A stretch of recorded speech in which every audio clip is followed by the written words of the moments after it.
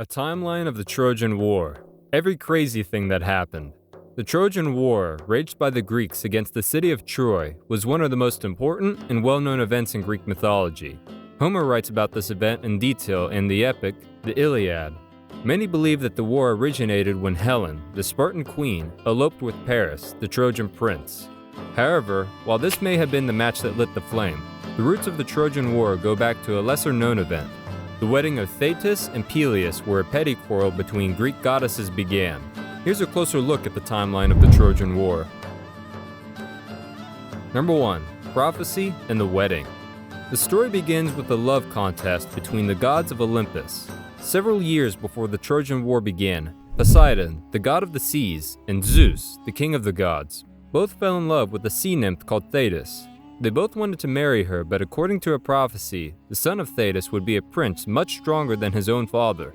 He would own a weapon that would be far more powerful than Zeus's thunderbolt or Poseidon's trident, and would someday overthrow his father. Disturbed by this, Zeus had Thetis marry the mortal Peleus instead.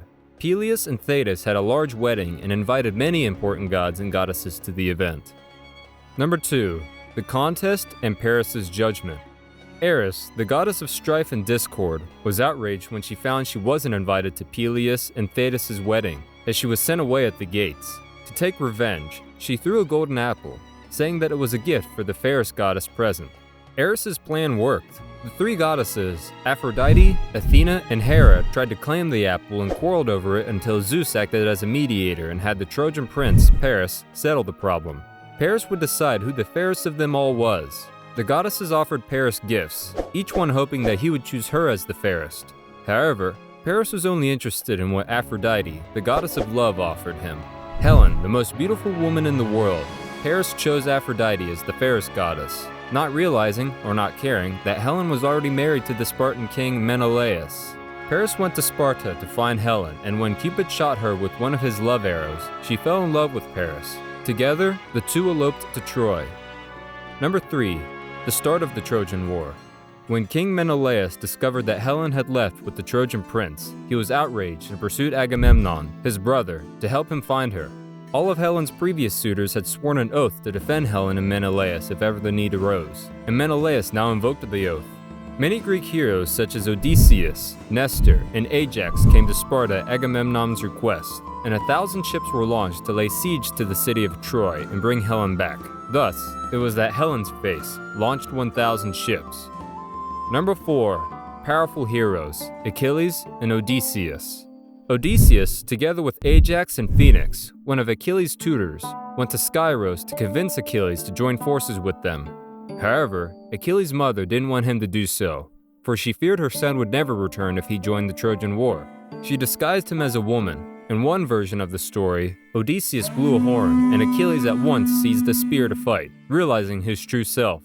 An alternate version of the story tells of how the men disguised themselves as merchants, selling weaponry and trinkets, and Achilles stood out from the other women for showing interest in the weapons rather than in jewelry and clothes. They were able to identify him at once. In any case, he blew his cover, and eventually joined forces against Troy.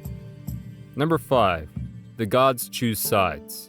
The gods of Olympus took sides, intervening and assisting during the events of the war. Hera and Athena, who bore grudges against Paris for choosing Aphrodite, sided with the Greeks. Poseidon also chose to assist the Greeks. However, Aphrodite took the side of the Trojans, along with Artemis and Apollo. Zeus claimed that he would remain neutral, but he secretly favored the Trojans. With the favor of the gods on either side, the war would reach a stalemate and dragged on for 10 long years. Number 6. The forces gather at Aulis. The Greeks had their first gathering at Aulis, where they made a sacrifice to Apollo, the god of the sun. A snake from Apollo's altar found its way into a sparrow's nest in a nearby tree and swallowed the sparrow along with her 9 chicks. However, after eating the 9th chick, the snake turned to stone. The seer Calchas stated that this was a sign from the gods, prophesying that the city of Troy would fall, but only in the 10th year of its siege. Number 7. The second gathering at Aulis. The Greeks were ready to set sail for Troy, but ill winds were holding them back. Calchas then informed them that the goddess Artemis was displeased with someone in the army.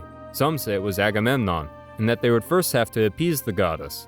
The only way to do this was by sacrificing Agamemnon's daughter, Iphigenia.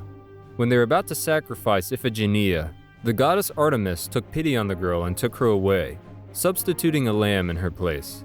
The ill winds abated, and the way was clear for the Greek army to set sail. Number 8. The war begins.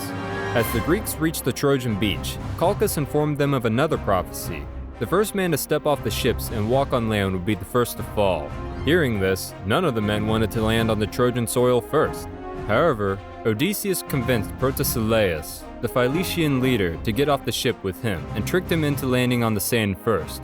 Protesilaus was soon killed by Hector, Prince of Troy, and the Trojans ran to safety behind their strong walls and began preparing for war. The Greek army raided the Trojan allies, conquering city after city.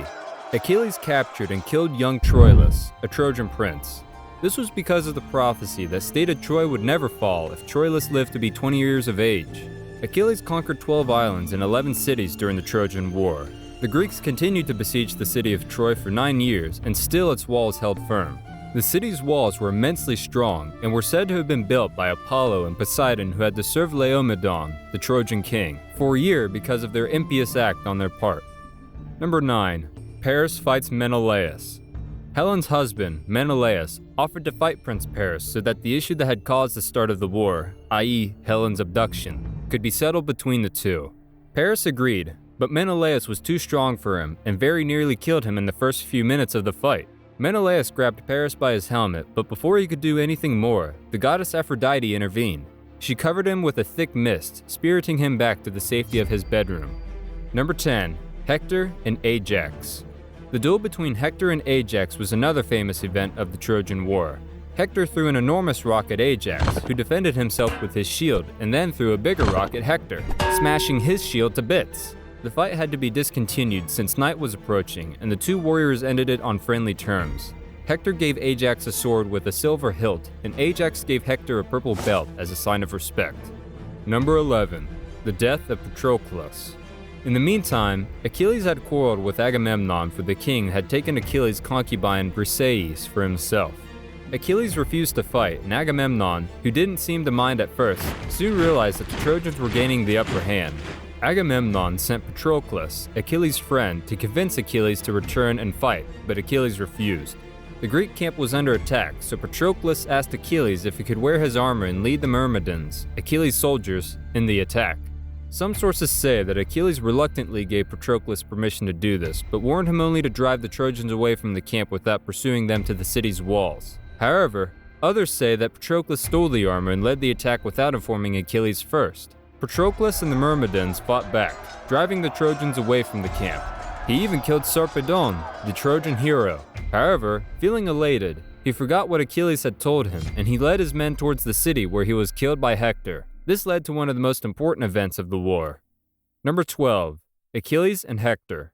When Achilles discovered that his friend was dead, he was overcome with anger and grief.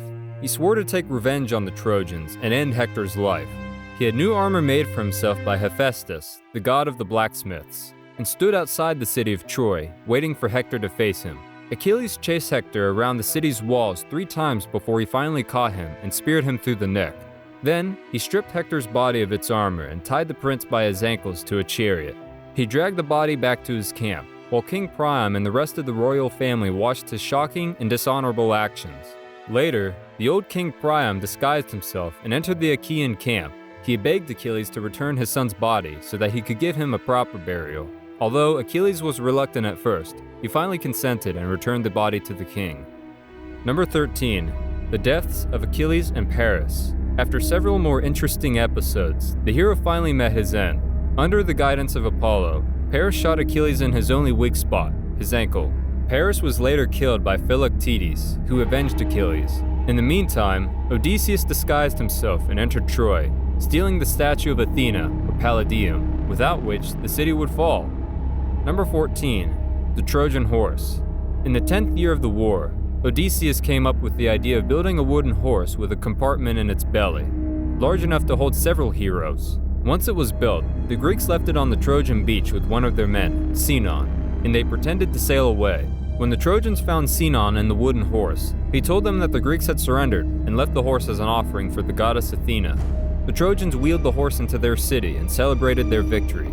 Later that night, the Greeks climbed out of the horse and opened the gates of Troy for the rest of the army to enter. Finally, after 10 long years of bloody and brutal fighting, the city of Troy was sacked. The entire population of Troy was either enslaved or slaughtered. According to some sources, Menelaus took Helen back to Sparta, bringing the war full circle. Troy was burned to the ground, and with this, the Trojan War ended. The Trojan War remains one of the most important events of Greek history, and one that has inspired countless classical works over the centuries. The stories of the Trojan War demonstrate ingenuity, bravery, courage, love, lust, betrayal, and the supernatural forces of the gods. It's the earliest recorded myth that was written down, and inspired the Odyssey and the Iliad, the first epics of the Western world.